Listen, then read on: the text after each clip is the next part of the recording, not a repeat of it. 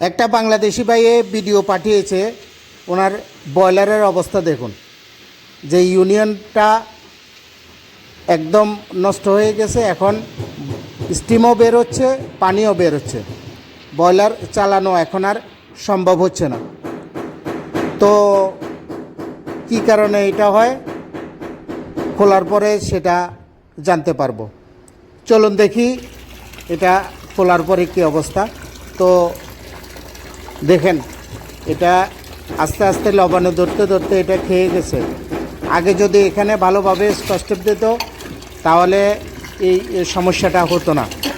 যাই হোক, এটার আরও সমস্যা ছিল যে এই পাইপগুলো দেখতেছেন, এই পাইপগুলো জাম ছিল, পানি না ছাড়ার কারণে এই সমস্যাটা বিশেষ করে হয়। আপনারা সব সময় চেষ্টা করবেন এই দিক থেকে পানি ছাড়ার জন্য। এখন পুরনো ইউনিয়নটা আমি খুলে ফেলেছি, এখন এই জায়গাতে একটা নতুন ইউনিয়ন ফিটিং করে নিয়েছে। দেখুন, এখন আর কোনো পানিও পড়তেছে না, কোনো সমস্যা নেই। পুরান ইউনিয়নটা দেখুন, এটাই।